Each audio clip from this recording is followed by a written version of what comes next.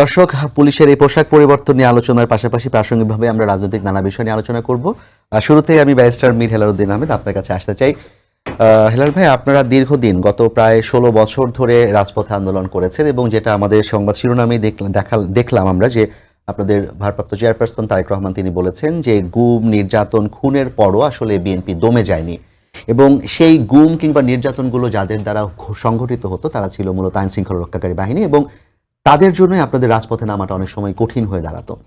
So সেই police 5ই আগস্টের পর থেকে নিষ্ক্রিয় ছিল প্রায় 4 দিন 5 দিন এবং তখন অভ্যুত্থানকারী ছাত্র জনতা তারা দেশের নিরাপত্তা নিশ্চিত করেছে, ট্রাফিক ব্যবস্থাপনা নিশ্চিত করেছে এবং পরবর্তীতে পুলিশ বিভিন্ন দাবি দাওয়া নিয়ে সামনে এগিয়ে আসে এবং তারা এখন পর্যন্ত নিরাপত্তা নিশ্চিতে আসলে সেইভাবে কাজ করতে সক্ষম হচ্ছে না, মানসিকভাবে তারা দুর্বল হয়ে আছে।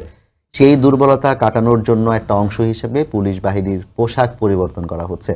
আপনার কাছে কি মনে হয় 16 বছর কিংবা তার আগের বছরগুলোতে পুলিশের যে পেটোয়া কিংবা লাঠিয়াল বাহিনীর ভূমিকা ছিল পোশাক বদলের মাধ্যমে কোনো চরিত্রিক পরিবর্তন ঘটতে পারে? আপনাকে ধন্যবাদ। আমার সম্মানিত সহ আলোচকবৃন্দ সহ দর্শকদেরকে শুভেচ্ছা জানাচ্ছি। দেখেন, ইটস নট অ্যাবাউট অনলি কাপড়ের পরিবর্তন। আমার মনে হয় যেটা অন্তর্বর্তীকালীন সরকার এখানে একটা মেসেজ দিতে চেয়েছেন যে একটা সামগ্রিক পরিবর্তন ওনারা আনতে চাচ্ছেন। এটা মূলত মনস্তাত্ত্বিক।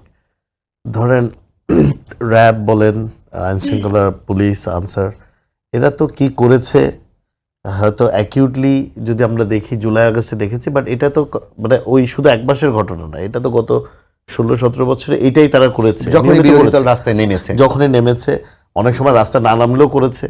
এমন ইনসিডেন্ট হয়েছে যে আমাদের এক কর্মীর বাসায় ওরা গেছে রাত শীতকালে, কেউ ছিল না, কিন্তু সবচেয়ে মজার ব্যাপার হচ্ছে কেউ ছিল না, পুরোটা বাসায় প্রত্যেকটা বিছানায় তারা ঠান্ডা পানি ঢেলে দিয়ে এসছে।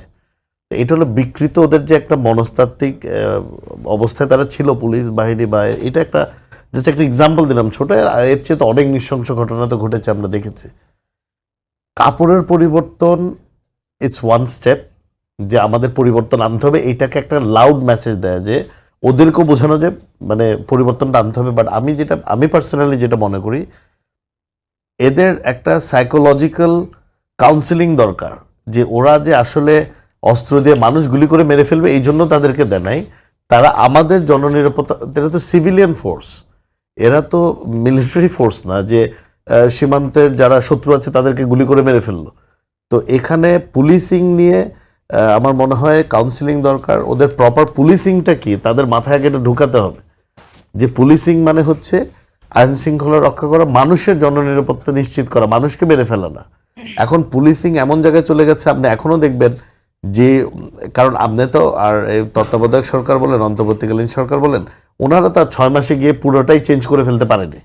এটা সম্ভব না। 3-4 মাসে তো এখন এই 16-17 বছর যারা নিয়োগ পেয়েছে, যারা এখনো কোনো জায়গায় কিন্তু পোস্টিং আছে, তাদের কিন্তু অ্যাটিটিউডটা সেম, হয়তো এখন করতে পারছে না, বাট মনস্তাত্ত্বিক পরিবর্তনটা কিন্তু তাদের মধ্যে এখনো খুব একটা এসছে বলে আমার মনে হয় না, পার্সোনালি মনে হয় না। আবার সবাই যে একই রকম আমি সেটাও বলছি না। আমার মনে হয় পোশাক পরিবর্তন ইটস এ গুড ইনিশিয়েটিভ, যে একটা দৃশ্যমান পরিবর্তন ওনারা যাচ্ছেন। কিন্তু ওইভাবে যদি বলেন আগে দর্শনদারি পরে গুণ বিচারে, কিন্তু আগে ভিতরটাও ক্লিন করতে হবে, যে ওনাদের যে ওয়ে অফ থিঙ্কিং, ওনাদের যে মাইন্ডসেট, এটার পরিবর্তন অনস্বীকার্য, এটা করতেই হবে। এটা না হলে আপনি পোশাক পরিবর্তন করেন আর বুট পরিবর্তন করেন, যা কিছু করেন, I don't think it's going to work.